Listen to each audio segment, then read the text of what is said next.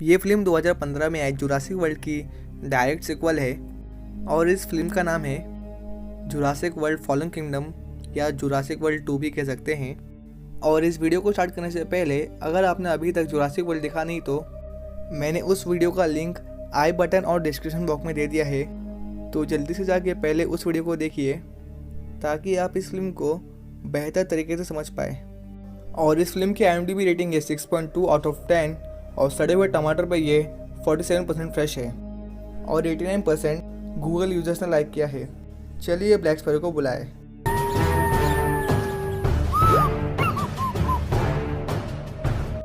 Film start होती है और हम एक सबमरीन को देखते हैं जिसमें एक रिसर्च टीम होती है और वो लोग इंडोमिनस रेक्स के DNA को लेने के लिए आते हैं। और ये वही डायनासोर है जिस वजह से 2015 में पार्क में तबाही हुई थी, जहां इन्हें इंडोमिनस रेक्स की हड्डियां मिलती हैं। तो वो लोग उसकी हड्डी को कट करके एक बलून की हेल्प से समुद्र के सरफेस पे पहुंचा देते हैं। और इससे पहले कि वो वापस अपनी टीम के पास जाएं, वहाँ पे मोक्टोसोरस आ जाता है और उनके पता लगने से पहले ही वो उन्हें डिनर बना लेता है। टेस्टी। जिस वजह से आइलैंड के ऊपर की टीम का उन सब लोगों से कम्युनिकेशन सिग्नल टूट जाता है, जिससे वे लोग घबरा जाते हैं। तभी वो लोग देखते हैं कि उनके टीम मेंबर के पीछे से डायनासोर आ रहा होता है और उस बंदे को खबर भी नहीं होती। और अब ये डायनासोर जो कि टी-रेक्स है उस बंदे को अपना डिनर बनाने वाला होता है कि तभी उसकी नज़र डायनासोर पर पड़ती है, जिसके बाद उसका रिएक्शन कुछ इस तरह होता है और वो जान बचाने के लिए अपने हेलीकॉप्टर के पास भागता है।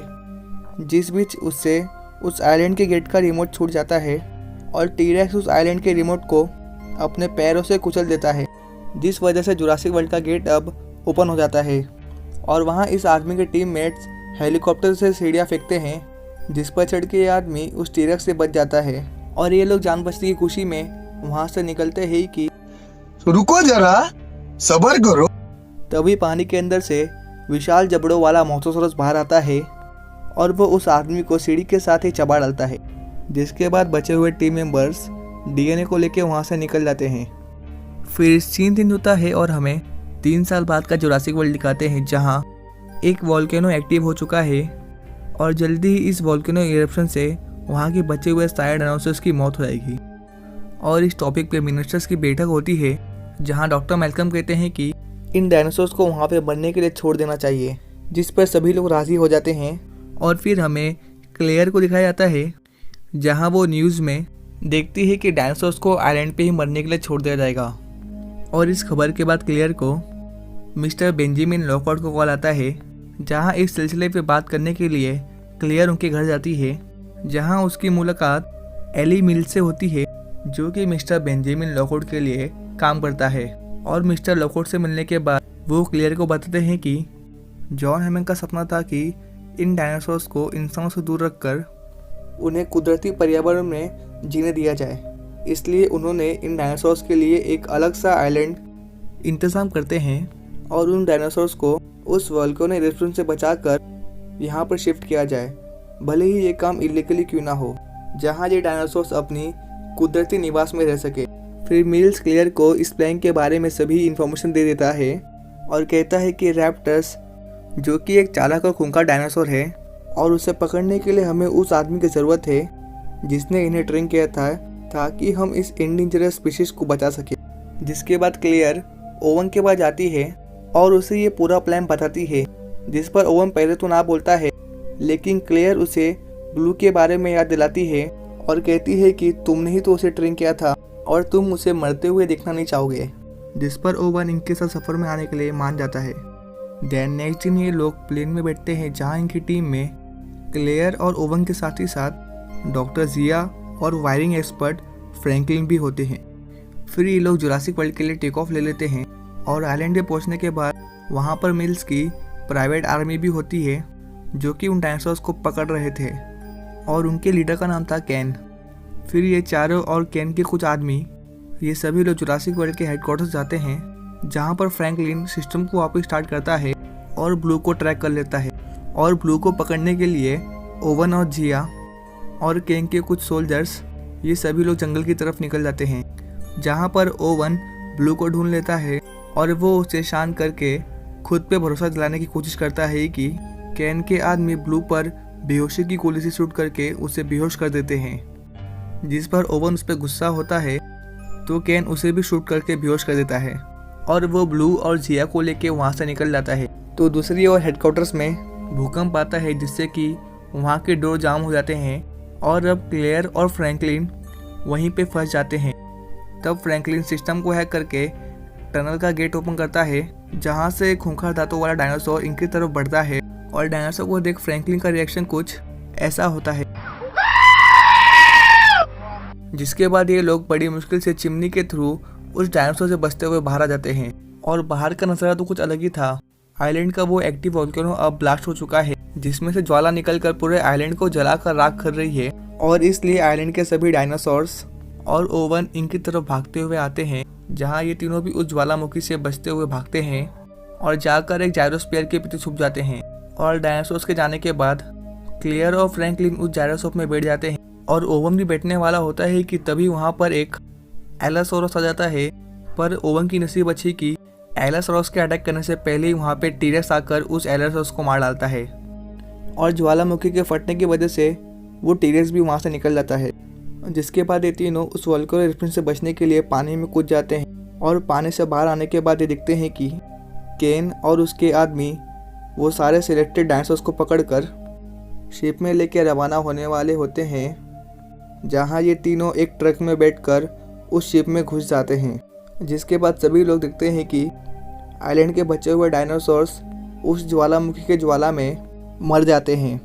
देन ये लोगों को जिया भी मिल जाती है जो कि ब्लू के पास होती है और जिया बताती है कि गोली लगने की वजह से ब्लू का काफ़ी खून बह चुका है, इसलिए उसे एक मांसाहारी डायनासोर का खून चाहिए जो कि 3 पंजे वाला हो। और जहाज में उन्हें ऐसा ही एक डायनासोर मिल जाता है जो कि टीरेक्स होता है।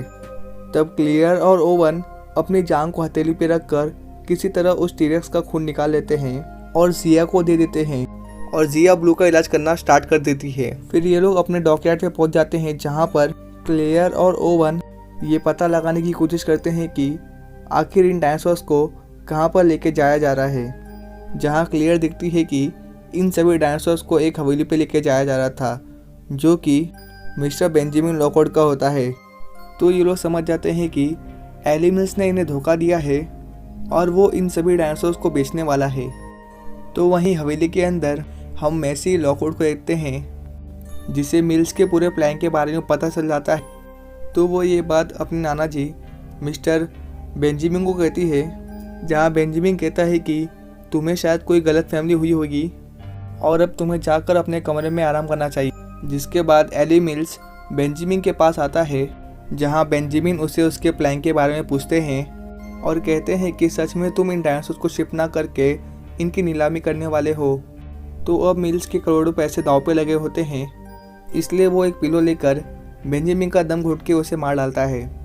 जिसके बाद मिल्स मैसी को एक कमरे में बंद कर देता है, पर मैसी काफ़ी चालाक लड़की होती है तो इसलिए वो अपने कमरे से बाहर निकलकर अपने नाना जी के पास आती है जहां वो उन्हें मरा हुआ पाती है। तो दूसरी ओर ओवन और क्लियर हवेली में एंट्री लेने वाले होते हैं कि तभी वहां पर कैन आ जाता है और वो इन दोनों को पकड़कर हवेली की एक जेल में डाल देता है।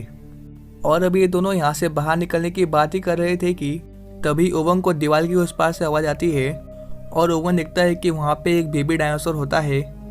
तो ओवन उसे अपनी विसल की आवाज़ से भड़काता है, जहाँ पर वो बेबी डायनासोर उस दीवार को तोड़ने के बाद ओवन के भड़काने पे उस लोहे के दरवाजे को भी तोड़ देता है। तो फिर ये लोग वहाँ से बाहर निकलते हैं जहाँ उन्हें मैसी मिलती है। तो क्लियर मैसी से पूछती है कि हमें तुम्हारे नाना जी के पास लेके चलो, जहाँ मैसी डरते हुए कहती है कि अब वो नहीं रहे। जिसके बाद वो इन्हें लेकर बेसमेंट में जाती है जहाँ पर डायनासोर्स की नीलामी हो रही थी। और ये लोग देखते हैं कि डॉक्टर वू जो कि डायनासोर्स का डीएनए लेकर पिछले पार्ट जुरासिक वर्ल्ड में हेलीकॉप्टर के थ्रू एक सेफ प्लेस पे चले जाते हैं।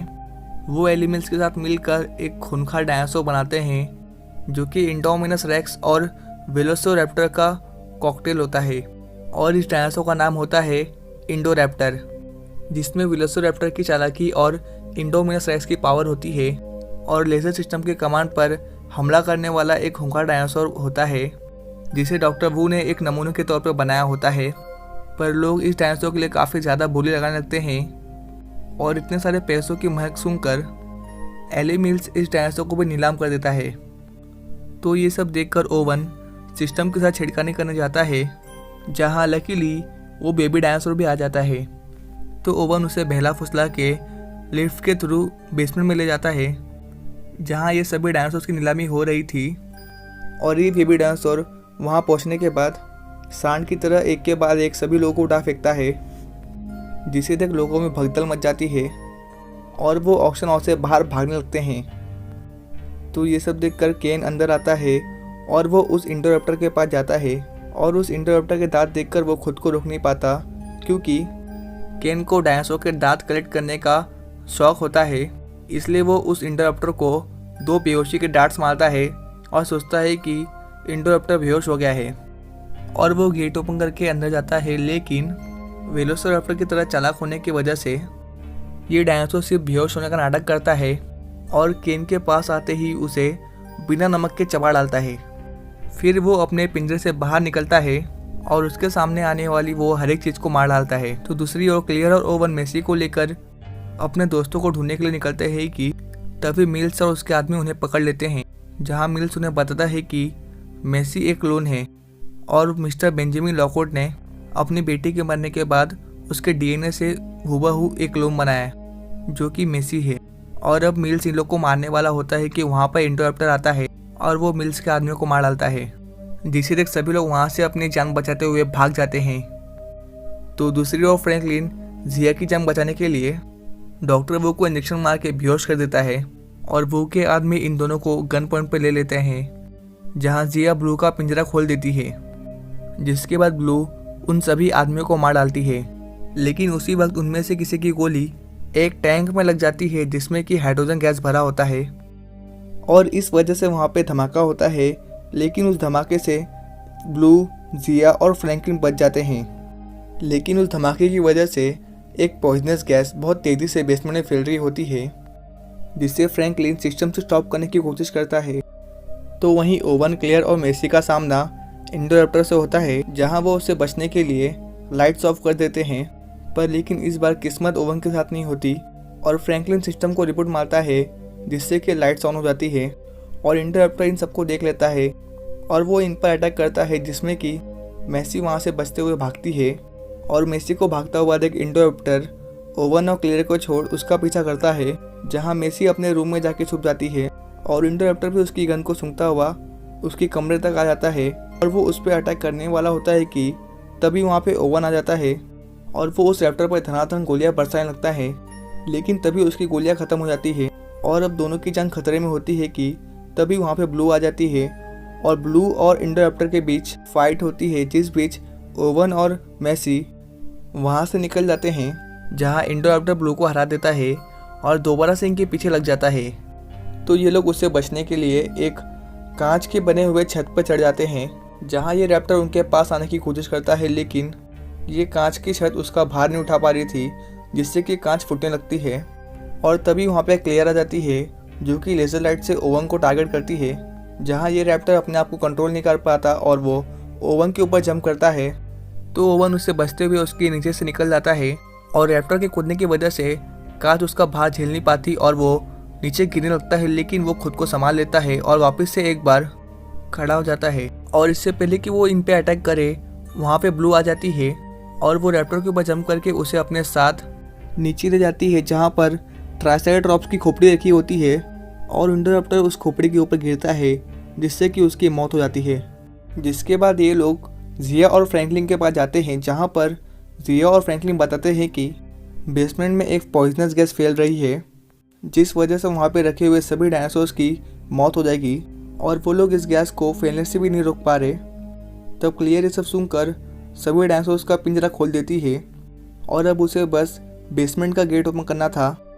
लेकिन ओवन कहता है कि यहाँ से बस 5 मील दूर एक घनी आबादी वाला शहर है, तो तुम सोच समझ के डिसीजन लेना। और ये सुनने के बाद क्लियर अपना डिसीजन बदल देती है और उस गैस की वजह से वहाँ पे सभी डायनासोर्स का दम घुटने लगता है कि तभी बेसमेंट का गेट ओपन हो जाता है, जो कि मेजी ने किया होता है और वो कहती है कि इन्हें भी जीने का हक है। जिसके बाद ये सभी डायनासोर्स यहाँ से भागकर शहर की तरफ निकल जाते हैं। तो नेक्स्ट सीन में हमें डॉक्टर मेल्कन दिखते हैं जो कहते हैं कि ना चाहते हुए भी अब इंसानों और डायनासोर को ज़बरदस्ती एक साथ रहना पड़ेगा। और अब हम एक नई दुनिया में एंटर हो गए। Welcome to Jurassic World. Movie यहीं पे एंड हो जाती है। रुको जरा, सबर करो। और एंड क्रेडिट सीन में हमें कुछ फ्लाइंग डायनासोर दिखते हैं जो कि शहर में उड़ रहे होते हैं। और ये हिंट सीधा जुरासिक वर्ल्ड डोमिनियन को दर्शाता है जो कि इस साल रिलीज होने वाली है। वीडियो देखने के लिए धन्यवाद।